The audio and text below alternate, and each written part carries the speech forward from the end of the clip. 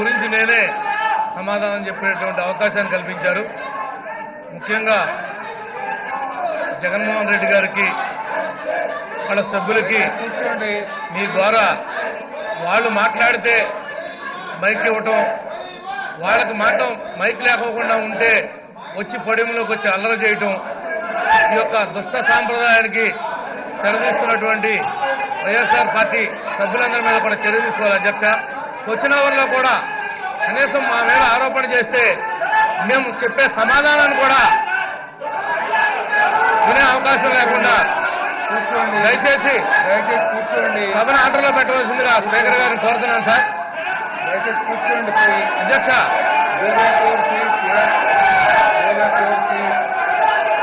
ఈరోజు వాళ్ళు ఊరికినే ఒక శాసనసభ్యులు ఉండి మరి ఈ రోజున ఒక ఆరోపణ చేసి మరి నా యొక్క సమాధానాన్ని కూడా వినాల్సినటువంటి అవసరం ఉంది అధ్యక్ష. గత హైదరాబాద్లో ఉన్న సభలో కానీ మరి ఇతర సంబంధాలలో కానీ అనేక పర్యాయాలు మరి ఈ ఆరోపణ మీద నేను సుదీర్ఘమైనటువంటి వివరణ ఇవ్వడం జరిగింది అధ్యక్ష.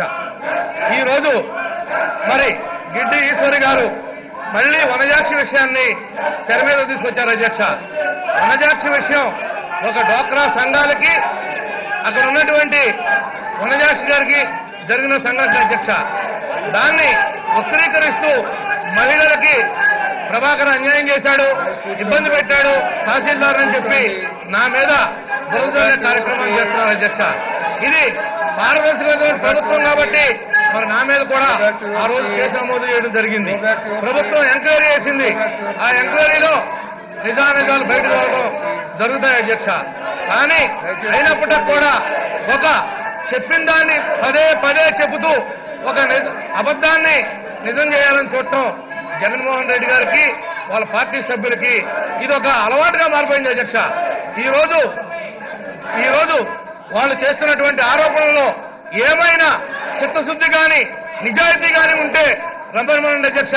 నేను శాశ్వతంగా రాజకీయాల నుంచి తప్పుకుంటా. వనజాక్షి మీద నేను దాడి చేసినట్టుగా కనుక మీరెక్కడైనా రుజువు చేయగలిగితే, కానీ ఈనాడు సాక్షాత్తు వాళ్ళ నాయకుడు జగన్మోహన్ రెడ్డి గారి మీద 11 కేసుల్లో దేశద్రోహం కేసులు ఉన్నాయి అధ్యక్ష. కోర్టు అంటే ఉందక్క అధ్యక్ష, చీటింగ్ ఉంది అధ్యక్ష. ఈనాడు ఈ రాష్ట్రంలో ఈ దేశంలో అవినీతి పనులు చక్రవర్తి ఉన్నారంటే జగన్మోహన్ రెడ్డి అని ఈనాడు దేశం అంతా కూడా కోడే కోస్తుంది అధ్యక్ష. ఆయనకు సిగ్గు అనేది లేకుండా ఈనాడు ఉత్తిరే ఒక వనజాక్షి గారిని ఏమీ అనకపోయినా సరే దాన్ని నా మీద ఆపాదించి నేనేదో వనజాక్షి గారిని ఇబ్బంది పెట్టినట్టు, వనజాక్షి గారిని నేనేదో చేసినట్టు దాన్ని నా మీద పెట్టాల్సి వస్తున్నారు అధ్యక్ష.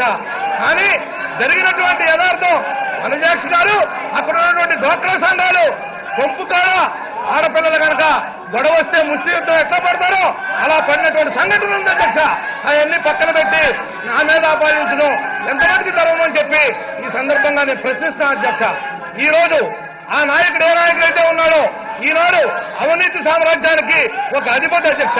ఈనాడు 43,000 కోట్లు ఈయన దోపిడీ చేశాడని చెప్పి సాక్ష్యాలు ఆధారాలు కోర్టులో ఛార్జ్షీట్ అయినటువంటి వ్యక్తి ఈనాడు ఈ రాష్ట్రానికి ఒక ప్రతిపక్ష నాయకుడిగా ఉన్నాడంటే మేము శాసనసభ్యులైనందుకు సిగ్గుపడతా ఉన్నాం అధ్యక్ష.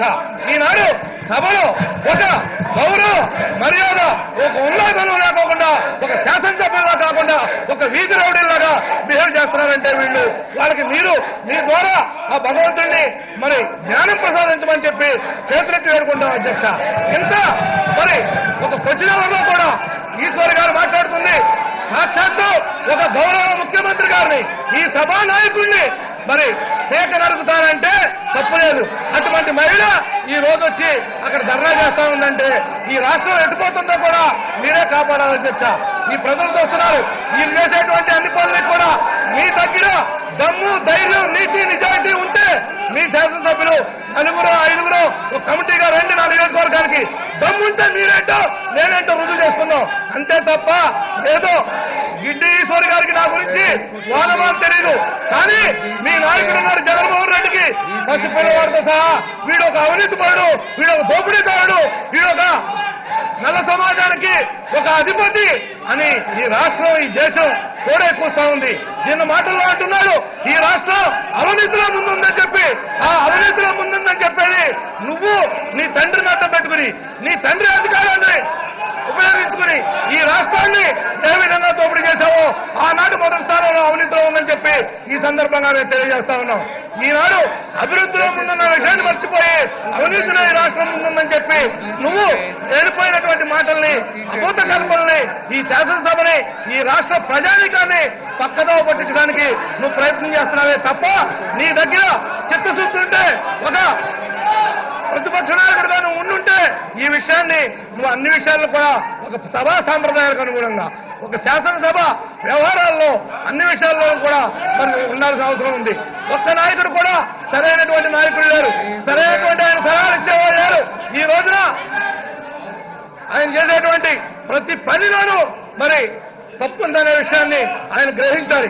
ఇప్పుడు కాదు, నీవు బతుకున్నంతలో నీ పద్ధతి మారకపోతే నీకు ఆస్తిలో ఆ యొక్క ప్రతిపక్ష పాత్ర కూడా నువ్వు రేపు రాబోయే రోజుల్లో పోషించలేవు. నువ్వు దానికి కూడా అనర్హుడు అనే విషయాన్ని ఈ ప్రజలు నీకు ఓట్ల ద్వారా బుద్ధి చెప్తారని చెప్పి కూడా ఈ సందర్భంగా తెలియజేస్తాను. అధ్యక్ష, వీళ్ళకి ధైర్యం ఉంటే వనజాక్షి గారి మీద రమ్మనమనండి, శాసనసభ కమిటీ చేయండి, నిజానిర్ధారణ చేయండి. నేను తప్పు చేశాను, నేను వనజాక్షి గారిని కొట్టాను, తిట్టాను అని కనుక నువ్వు రిజైన్ చేయగలిగితే నేను శాశ్వతంగా రాజకీయాలను తప్పుకుంటా. నీకు అని ఆరోపణ చేసినటువంటి మీరు ఎవరైనా తప్పుకోగలరా? మీకు దమ్ము ధైర్యం ఉందా అని అడుగుతున్నా. ఈనాడు నేను ఒక మహిళా సంఘాల కోసం, ఒక మహిళలు ఇబ్బంది పడుతుంటే నేను ఒక శాసనసభ్యుడిగా నేను కల్పించుకున్నాను తప్ప నాకు ఏ పాత్ర దానిలో లేదని చెప్పి కూడా మరొకసారి మీ ద్వారా ఈ సభ్యులందరికీ తెలియపడుతున్నా. అధ్యక్ష, మరి ఈ రకమైనటువంటి సాంప్రదాయం ఏదైతే ఆరోపణ చేశారో దాన్ని వినేటువంటి ఓర్పు, సహనం ఆయనకు లేనందుకు, మరి ఈ రకంగా వాళ్ళు ప్రవర్తిస్తున్నందుకు మరి మీకే వదిలిపెట్టుతున్నాను. మరి వాళ్ళ మీద ఏ రకమైనటువంటి చర్యల్ని మీరు సిఫారసు చేస్తారో మీకు శాసనసభ వ్యవహారాల మంత్రి గారు కూడా ఈ విషయాన్ని కూడా క్షుణ్ణంగా గమనించాల్సిన అవసరం ఉంది. ఒక క్రమశిక్షణ లేదు, ఒక పద్ధతి లేదు, బాధ్యత రాహిత్యంతో శాసనసభ్యులుగా వ్యవహరిస్తున్నారు తప్ప ఇక్కడ ఒక ప్రజాస్వామ్య పద్ధతిలో వాళ్ళు నడవట్లేదని చెప్పి కూడా ఆయన హార్ట్ బీట్ ఆగిపోయిందని చెప్పిన తర్వాత కూడా మేము డాక్టర్ని బంగిపోయాం. అధ్యక్ష, ఇంకొకసారి ట్రై చేయండి అని 2 గంటల సేపు ట్రై చేపిస్తూనే ఉన్నాం. అధ్యక్ష,